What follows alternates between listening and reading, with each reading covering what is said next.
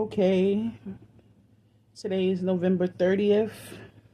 Um, and I started looking on YouTube like everybody else, and I was wondering, that incident that happened with TD Jakes where he had that medical emergency. I was wondering, what was he preaching, because it happened when he was doing the offering. And I was wondering, like, what was he talking about? Like, what was he preaching about? So I went ahead and they finally posted that video. And he was preaching from First Samuel chapter 21. And his sermon was titled Crazy Like a Fox. And I thought, now that's such a bizarre title. I know you got to put like really crafty titles in order to get views and grab people's attention. Sometimes I look at videos and the title of the videos just trigger me and I just block the whole channel because I'm like, dog, like I know you want to be provocative, but you can't unsee things or unhear things. But yeah, crazy like a fox. So I thought, well, what is he talking about? Because I read the Bible and I'm thinking, do I hear anything about foxes? Uh, One story that came to mind immediately about foxes was about Samson. Remember when Samson tied the tails of the foxes together and set them on fire and went and burnt down all the farms in the Philistines territory? I thought of that. Then I was like, where else I hear about foxes in the scriptures? And I couldn't recall anything else. So I said, you know what? Let me read that chapter. Because what he was talking about when David was King David, the future King David, was on the run from Saul, the current king, because he was seeking after his life because he didn't want him to take his spot. He went and he went to the king Ashish of the Philistines and he tried to seek safety there. And when he got there, they recognized him and they're like, isn't this David, the one that killed Goliath, our brethren, right? Because Goliath was from Gath in Philistine. So they like, he's the one that killed our giant.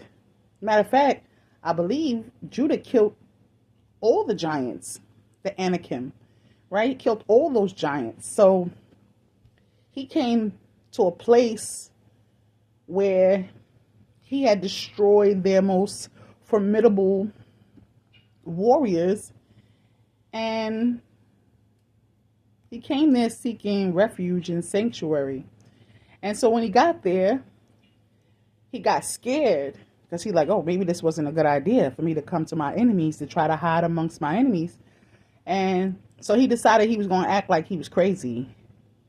So he started like, banging on the doorpost, and then he started like drooling on himself and putting spit in his beard and stuff and acting like he was crazy. And then the king was like, he's obviously crazy. Get this crazy man from in front of me. Like, what I'm gonna do with a crazy man? Like, he's crazy. Like, he's already gone. Like, what could I possibly do to him? He's crazy. And he let him go. And so he played crazy in order to save his life. But there's more to the story because he goes back there under different circumstances. And he actually goes back there and joins their army. It's a lot to it. But let's get to the scriptures of what T.D. Jakes was preaching, the chapter that he was preaching. So I'm just going to read the whole chapter, and then we'll get to that part about him acting crazy. Okay. Here we go. Let me get comfortable here. All right. First Samuel chapter 21. Very interesting chapter. David deceives Ahimelech. Then came David to Nob, to Ahimelech the priest. And Ahimelech was afraid at the meeting of David, and said unto him, why art thou alone, and no man with thee? Verse 1.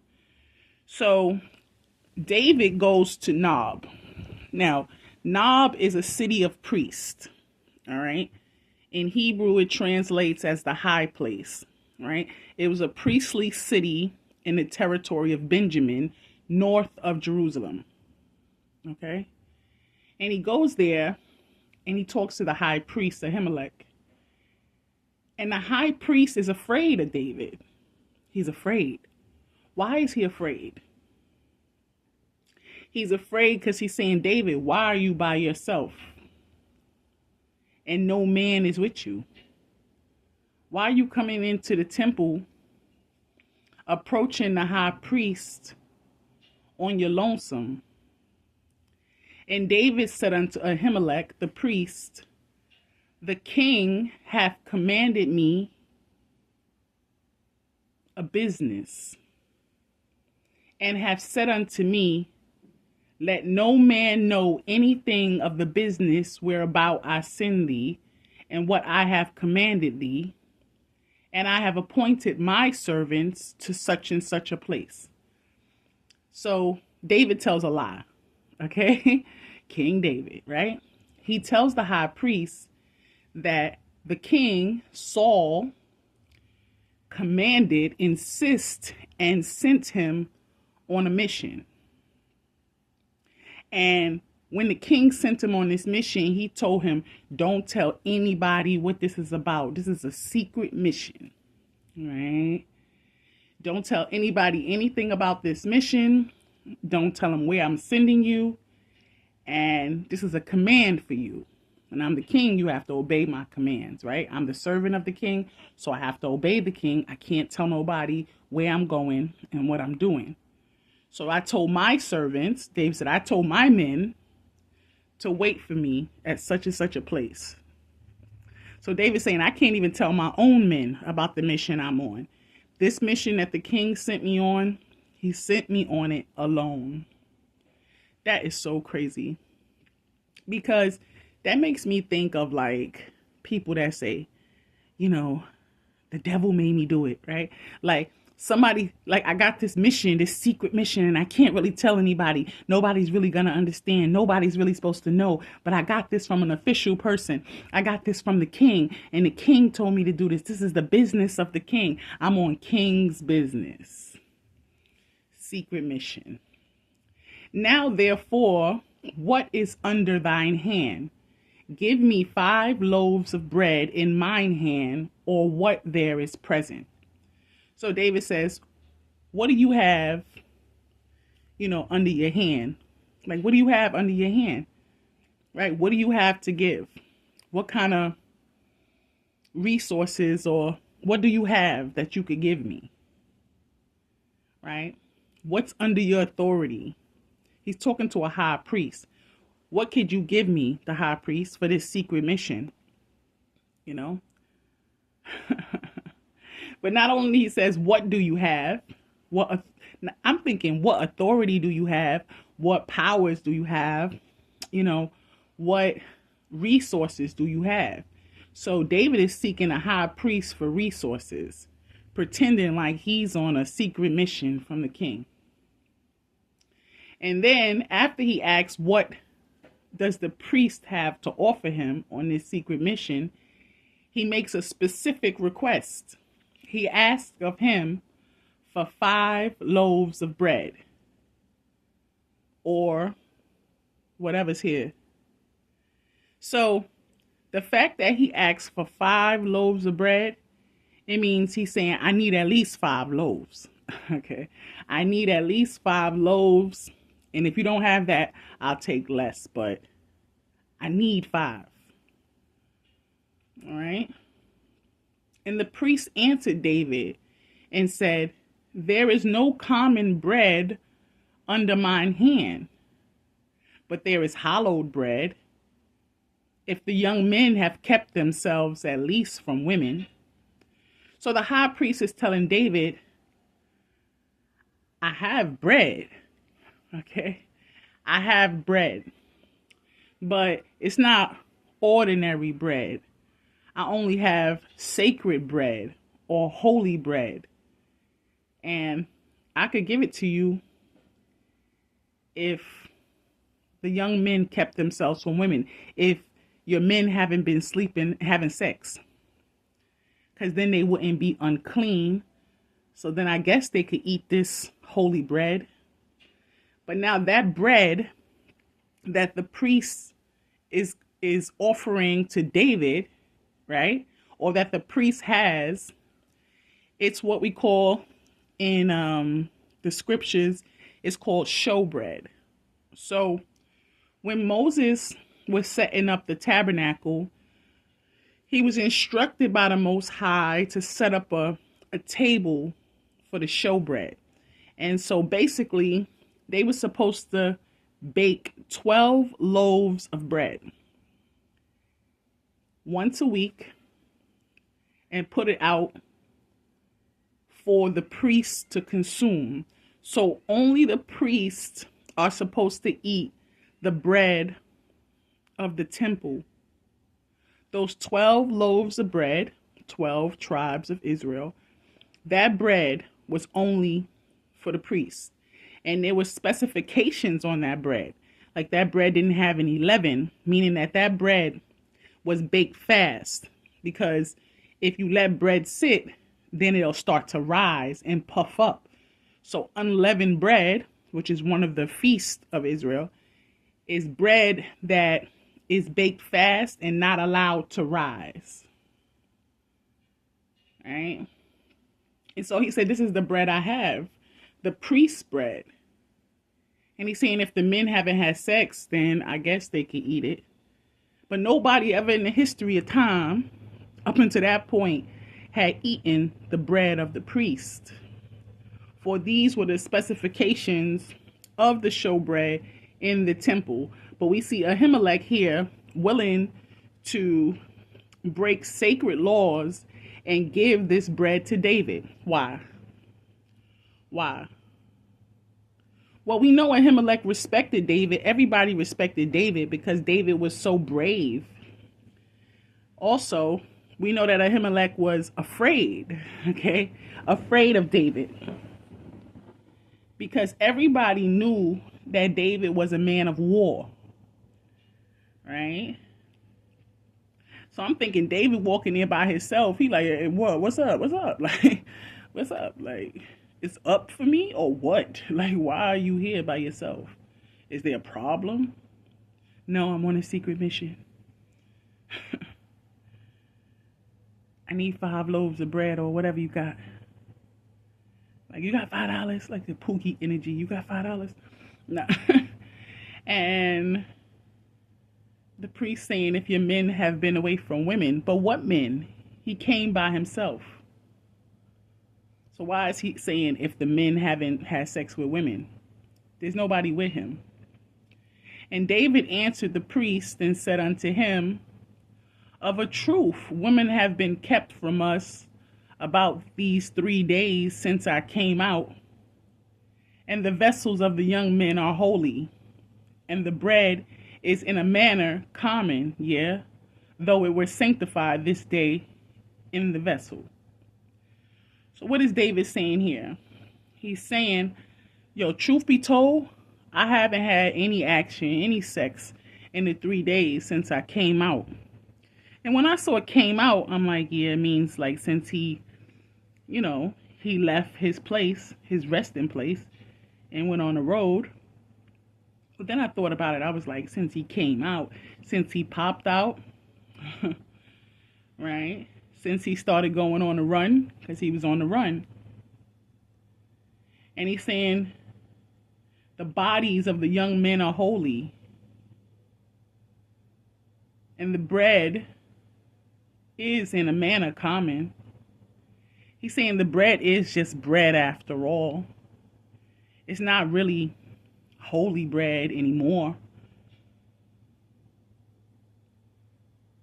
Because even though it was sanctified in this day in the vessel, it's not holy bread. It's just regular bread. So the priest gave him hollow bread, for there was no bread there but the showbread that was taken from before the Lord to put hot bread in the day when it was taken away. So the showbread was replaced once a week on the Sabbath.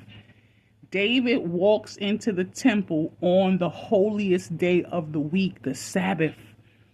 He walks into the temple and approaches the high priest on a hallowed, holy day, asking for hallowed, holy bread. And lying. Lying. Okay. And so the priest gave it to him.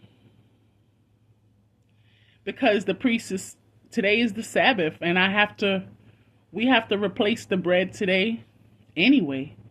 So we could give you the leftover bread from the last Sabbath. He gave him expired holy bread. Now a certain man of the servants of Saul was there that day, detained before the Lord, and his name was Doeg, an Edomite, the chiefest of the herdsmen that belonged to Saul. So while David is there on the Sabbath in the temple, a certain man is also there. And in the scriptures, where you hear certain man, this is usually a very suspicious character. But a certain man of the servants of Saul. So one of the servants of the current king, right, that's seeking David's life is there. And he sees David. But why was he there? Because he was detained before the Lord. He was detained before the Lord. He was held before the Lord. And he was an Edomite. So we have an Israelite king from the tribe of Benjamin, the wolf tribe, and his servant is an Edomite.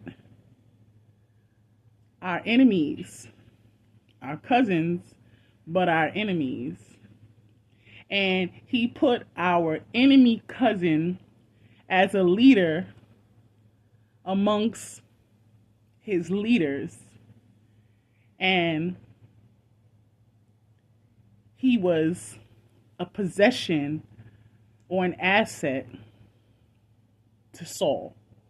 So what we see here is that our brother Saul, who is the first king of Israel, he chooses as his right hand the enemy of his brethren to lead his brethren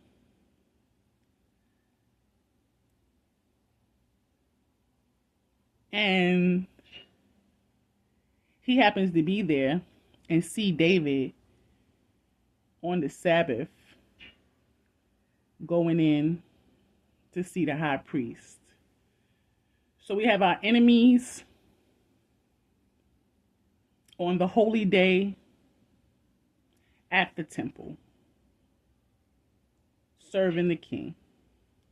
And David said unto Ahimelech, right, that's the high priest, and is there not here under thine hand spear or sword? Now David, he got the bread, the holy bread, the stale holy bread. And now he asking for a weapon. He said, I could take a spear or a sword. The sword is usually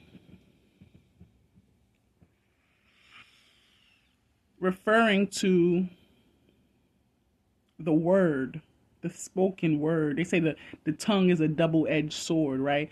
So it could be a sword that's used to slice or to stab, right? A physical weapon. But the sword as a metaphysical weapon would be a word, right? A word. Some advice. Or a spear. And a spear is not used for slicing. It's used for poking. So he's saying, I'll take a spear or a sword too with that stale bread, if you don't mind. For I have neither brought my sword nor my weapon with me, because the king's business require haste. So David's saying, I don't have a sword either. I don't have nothing to eat, and I don't have a weapon. I'm starving, and I'm defenseless. And I would have brought my sword or my weapons with me, but I had to hurry up so much to be about the king's business. So I didn't have time to grab my weapons or my sword. So you didn't have time to grab your weapons, your sword. You didn't have time to grab food. This must be a pretty secret mission that you on, right? That you weren't even able to prepare yourself for this trip. And the priest said, the sword of Goliath the Philistine, whom thou slewest in the valley of Elah, behold, it is here wrapped in a cloth behind the ephod. If thou wilt take that, take it. For there is no other save that here. And David said, and there is none like that. Give it to me. So the priest said, this is the temple. We don't have any weapons in here. You know what I mean? It's not really going down in here. But we do have one sword in here. And it's the sword of the giant Goliath that you killed. And we wrapped it in a cloth and we put it behind the ephod. So what is the ephod? Now, an ephod was a part of the priestly garments. It was like a, like a shoulder plate, something that the priests used to wear, part of their attire. Or an ephod could be an image. So if it's an image, that means that they had an idol inside of this temple. Right? Because we remember in Judges, I believe it was Gideon who made this elaborate ephod, which is part of the priestly garments, with all these jewels and everything, and he hung it up in display. And what happens is that people start off like doing things righteously and according to,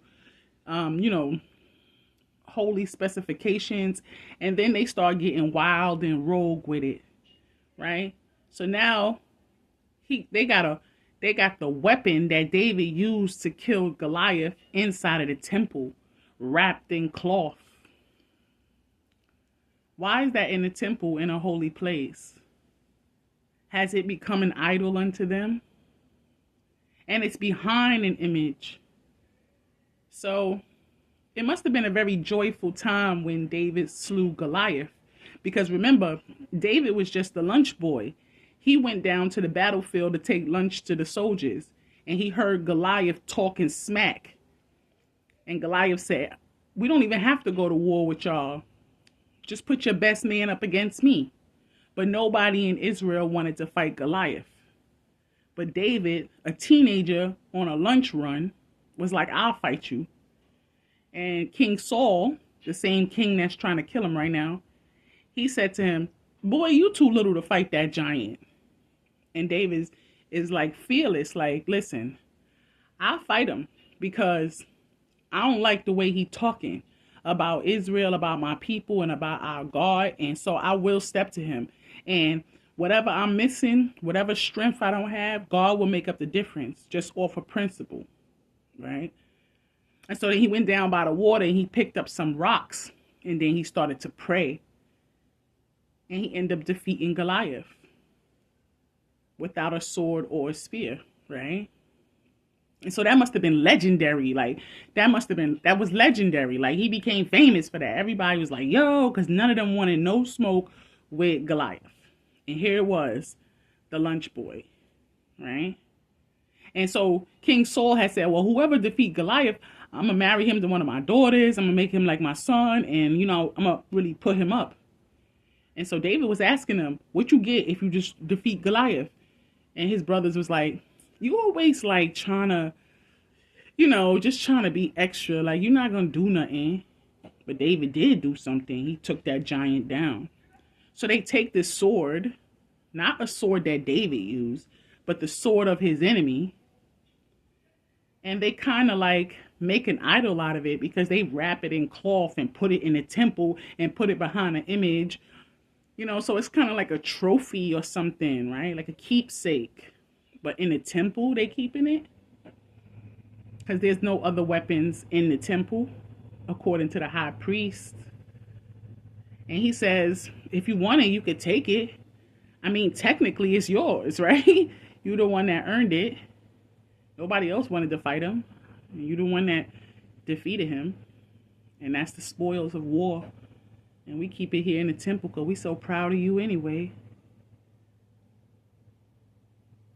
And he said, David said, yeah, that sword will be perfect because there's nothing like that sword. Give it to me. Give me the sword of Goliath. So David think he going to use the sword of Goliath against Saul, who is essentially his father-in-law. And David arose and fled that day for fear of Saul and went to Achish, the king of Gath. So he got it from the temple that day. He got the holy bread, expired, and the sword of Goliath. And he was still afraid. He was afraid, right? And he was still afraid of Saul. And then he went and he ran to Gath. He went to the home of Goliath. Think about that. With the sword of Goliath. Unbelievable. He left the temple and went to the hometown of Goliath, seeking refuge. So it says he was afraid. So this I'm saying, like sometimes when you're afraid, you don't really think straight. Because you could jump out of the pot into the fire. Like just because you're afraid. What possessed him to think that he could go to Philistine with the sword of a dead Philistine giant that he killed himself and seek refuge there? Why would they help you? And the servants of Achish, that's the king of Gath of Philistine, one of the 5 major cities of Philistine, said unto him, the servants recognized him, right? So maybe the king didn't recognize him right away, but his servants did, because the servants are usually the ones on the front line, that part, right? Because these kings be in the background, let these pawns go first. But the servant, right? The servant said to the king, is not this David, the king of the land? They're like, isn't this David, the king? Did they not sing one to another of him in dances, saying, Saul hath slain his thousands and David his 10,000s? So the servant saying, isn't this the king? Now, Saul is the king, right? The king is in charge of the army. This is why David is running, because he's shook, because Saul have the whole military at his disposal. That's what the king do. The king is in charge of the military. So, but the servants of the Philistine king, Achish, is saying, isn't David the king of the land? Why is David regarded by our enemies as the king when Saul is the king? It's because David had earned the respect of everybody by being a man who walk it like he talk it, right? And it's something about people who get out there and, they don't just speak about it, that they be about it. So David had went and destroyed so many enemies of Israel. David had so much blood on his hands. David was like he was treacherous in war, right? So his reputation preceded him, that people would sing about him and dance and make up dances and praise him, right? And they would say, Saul, the king, killed thousands, but David killed tens of thousands. And these are the type of songs they would sing. And this was part of the reason why Saul started to get jealous of David and saying, I took you in like a little foster kid, and now all of a sudden you shining brighter than me. And if you know the 48 laws of power, you never outshine the master. You never outshine the son. But it wasn't that David was trying to outshine Saul. It's just that he proved himself to be more of a leader than Saul because he was so connected with the struggle, right? He was so connected with the action that the people just respected him. He got a lot of respect just for showing up and being on the front line all the time and being fearless. And when they said this, right? Verse 12, and David laid up these words in his heart and was sore afraid of Achish, the king of Gath. So when the servants started saying, isn't he the king? Like, don't they say he's the one that be out here bodying tens of thousands and more than the real king? He's like the real king, and why is he here? You know? Never mind the fact that he killed Goliath. They didn't mention that. They just saying, isn't he the killer? The killer of Israel? He killed more than the king right now. He is the king. And why is he here at your steps? And when David heard them say that, those words went into his heart and he became sore afraid. So he was afraid of Saul. That's why he ran to Gath. And then when he got to Gath, his reputation preceded him. And now he was sore afraid of the king of the Philistines. So we see David being taken over by a possession of fear. He's afraid of everything, right? He's afraid of Saul. Now he's sore afraid of the king of Gath. And he changed his behavior before them. So when he was like, oh, wait a minute, maybe I shouldn't have came over here. Like they might take this opportunity to get their revenge for all the slaughter I've been, out here doing. Right? So he changed his behavior before them and feigned himself mad in their hands and scrabbled on the doors of the gate and let his spittle fall down upon his beard. So David started acting like something was wrong with him, like he was crazy. Right? He started like fumbling around at the doors of the gate, and then he started drooling all over himself and letting spit and foaming at the mouth and everything, and letting his spit and foam be all in his beard and acting like he was crazy. Then Achish, the king of Gath, said unto his servants, lo, ye see the man is mad. Y'all can see that something wrong with him. He's crazy. Wherefore then have ye brought him to me? Why you bring him to me? He's crazy. Like, he's crazy. Like, why would you bring this crazy man to me? Can't you see he's crazy? Have I need of a madman, that ye have brought this fellow to play the madman in my presence? Why you bring this fool to me, this crazy person? Shall this fellow come into my house? He like, why would I let this crazy dude into my land, into my territory? And then chapter 22 says, David therefore departed thence and escaped to the cave of Adullam. So David left there. So when they found David, right,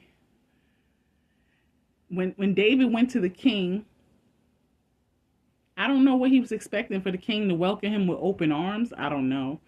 But when he realized that it was real thick for him in that moment, right, he was like, oh, let me just act crazy so I could just get out of this. So by him acting crazy, the king was disinterested in, punishing him, was disinterested in kind of like, he's like, it's kind of like if you have an enemy, but you see that your enemy is incapacitated or your enemy can't really fight back, it's like, is that really a victory? Like, is that really a victory?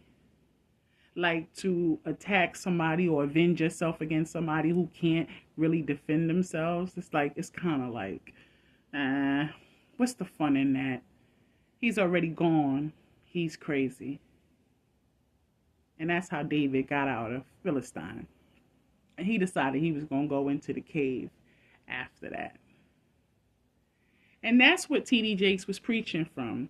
But he was preaching from the part where David goes to the king of the Philistines. And basically what he was saying is that crazy like a fox. People who act like they're crazy, so that they don't have to, so they could get out of a situation, right? Pretending that you have some sort of mental illness, but really you mentally clever, right? Using the insanity defense, right, to get yourself out of trouble. And then all of a sudden, he went on to having a medical emergency and have to be rushed off the pulpit. All right? Receive the message, whatever it is. But he didn't talk anything about David deceiving the high priest. He didn't, this is the same chapter. He didn't talk anything about David eating forbidden holy bread. We see every time a king starts to step into the realm and the responsibilities and into the authority of the priesthood, he suffers some sort of sickness, right? We see that with Uzziah in the scriptures when he went and tried to burn incense in the temple before the Lord. The 80 priests, they approached him and said, listen, we know you the king and everything, but you the king. You in charge of the civil matters, the military, the people, you the arbitrator, you the judge. But when it comes to this temple, we are the priests. We are the keepers of the holy things. So you don't have any authority here in the temple. The king don't have any authority in the temple, right? Just like land animals don't really have any authority in the ocean. It's a whole different system and kingdom and hierarchy. So every time you overstep your authority, right, there was a consequence. With Uzziah, a light cracked through the temple and he was struck with leprosy, and all of a sudden he turned white and he got sick, and then he was exiled and he had to spend his whole life outside of the camp because he was sick, right? We see when they try to move the Ark of the Covenant, and when they opened up the the Ark of the Covenant, what happened to the Philistines, because they had stole the Ark of the Covenant, right? And we just see, like, whenever a civilian try to do something that's spiritual, right? Whenever the king try to play like the priest, he suffers like serious consequences. But we see here that David, he didn't get any consequences. And David, everybody talk about King David. It's the second time I'm going to say this. King David, he's a liar, dog. Like, he lied a lot. He lied a lot in the scriptures. He broke a lot of laws. A lot of laws. A lot. But eventually what happens later on, like maybe like 5 chapters later, David gets up like 600 men, and he eventually goes back to King Achish of Gath, and he joins his army. He joins his army. He joins the army of our enemy, the future king of Israel. He joins the army of our enemies, and he agrees to fight with them. And when he goes out and he fights and he conquers places, he come back and bring all the spoils of war back to the king of Ashish. And he's like, yeah, but he lying to him, telling him that he stole those things from Israel. But he didn't. He didn't go and steal and fight against his own people. But he was telling King Ashish, the king of Gath, he was telling him that he was taking those things from Israel, but he was lying. He was lying to him. He just be lying. King David be lying a lot. He be lying a lot. So, yeah, the first time he had to act crazy to get out of there. The second time he went back, he had to pledge his allegiance and join his army. Why is David seeking an alliance with our enemies? Because at that time, his own brethren was his enemy, and he was exiled, and he didn't have anybody to turn to. So he turned to the enemies of God's people. But eventually, when he became king, he waged war against them and defeated them, which is crazy. At one point, they went out to battle, and David and his men were holding up the rear. But for some reason, and King Ashish, his soldiers was like, I don't know how I feel about like having David and his soldiers in the back, considering we're gonna go fight their own people. They might just flip on us and attack us from the back. Like, how can we even trust this guy? Like, how can we even trust this guy? And maybe the king of Ashish is like, listen, he's right now, his own king is his enemy. So it's in his best interest to partner with us and use our resources because we have a common enemy. But once, it's like if we have a common enemy, then maybe we could be friends. But if you think that through, what happens when you defeat that enemy? What happens when that common enemy is gone? Well, y'all go back to being enemies, right? Right. Y'all go back to being enemies. The children of Israel were never the enemy of David. And truth be told, Saul was never the enemy of David either. Like, somebody could be an enemy. Somebody could see you as an enemy, but you don't have to see them as an enemy. It's like, dog, I'm not participating. You hate me. I don't hate you. Like, I don't just automatically hate you because you hate me, right? We don't hate, like, we're not haters. Like, you got a problem with me, so that means I got a problem with you. No, you got a problem with me. Like, and David had many opportunities where he could have killed Saul, but he didn't because he respected him and he loved him. He loved Saul. There was many a times where he could have killed Saul. Saul was sleeping. He cut off a piece of his clothes. Like, just to show him, like, I could touch you if I want to touch you. Like, you got it twisted. But David's like, I'm not killing the king of Israel. You know what I mean? While he's sleeping, no less. So David was running from Saul, not because he couldn't take it to Saul, but because he was like, I'm not really into killing kings. And Saul was the first king. Even though Samuel told David he was the next king, and Saul didn't want to transfer power gracefully, he wanted to take it to war, David didn't really have any hatred in his heart for Saul. This man of war that had took it to everybody else, he had a really hard time fighting his own brother. So when he went to Gath to talk to King Ashish, I guess he just wanted to hide there because he knew that Saul wouldn't really approach him there. And the scriptures say that when Saul found out that he was in Gath, he didn't chase him there. Right? He didn't pursue him there. He stopped pursuing him. And eventually, David caught Saul lacking another time, and he took some things from him while he was sleeping. And just to to show him, like, again, if I wanted to, I could, but I'm just not doing it. I'm having mercy on you because I don't really feel like that. Like, I don't hate you. Like, you need to calm down and just sit down because your time is over. And when Saul, he couldn't deal with the fact that David kept taking the higher road, even though he was trying to drag it in the mud. And he eventually asked one of his servants to just kill him, and he fell on his sword.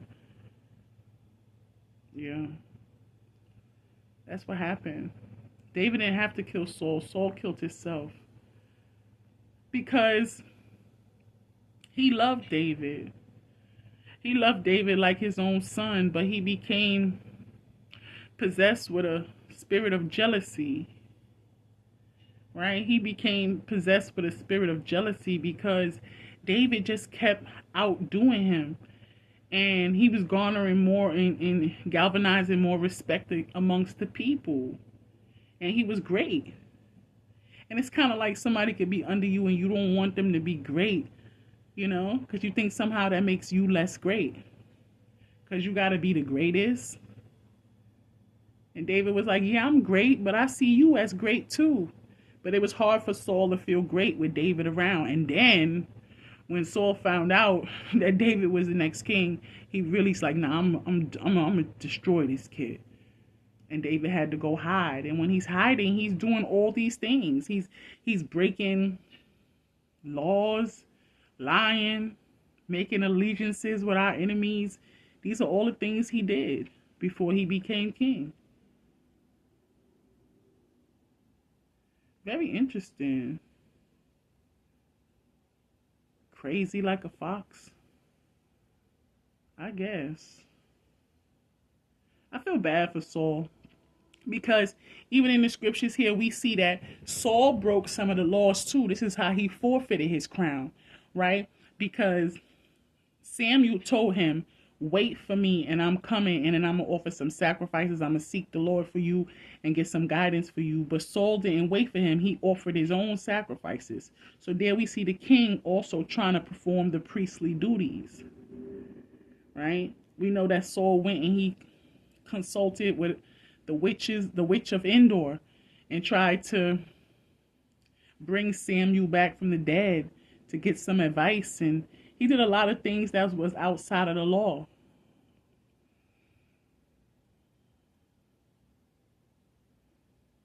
And he was punished for it. But David did so many things that was horrible, and he never got punished for it. I guess God shows mercy and favor to whoever he chooses, you know? But it was never meant for Saul to be the king forever. Because Genesis 49 tells us that the scepter shall never depart from Judah until Shiloh come. Then the people's obedience will be to Shiloh. So we know the kings have to come from Judah. But Benjamin was kind of like Judah, right? Because out of the 12 tribes, 10 went to the north and 2 stayed in the south. Benjamin stayed up under Judah. Just like when they went to Egypt, right? And Judah swore to his father that I'll co-sign my life for my brother Benjamin. That if anything ever happened to him, then I'll be held accountable for it. He swore for his brother Benjamin. And Benjamin been up under Judah ever since, right? But because Benjamin is the youngest son, right? And so he had a tendency to do wild stuff. At one point, we had a civil war where all the other tribes had to fight against Benjamin because they was just out of order. So they needed a consequence. And we ended up going to war with Benjamin, and it wasn't easy because Benjamin was skilled at war, especially left-handed warriors. And eventually we defeat Benjamin, and we destroyed almost all of them. Almost all of them. And the few that remained, they didn't even have any women to marry because we had annihilated them, our own brother. But we didn't erase them. There was a limit. And then we married Benjamin off to the daughters of Shiloh. And Benjamin stayed up under Judah. So Benjamin produced the first king, but the true king was to come from Judah. All right. 1 Samuel 21. T.D. Jakes said crazy like a fox. Acting crazy, but really you're not crazy. It's just all part of the plan to get yourself out of a sticky situation. And I'm like, so maybe T.D. Jakes is pretending to be sick. They saying so that he could get out of these Diddy accusations. That's crazy. Crazy as a fox. Peace.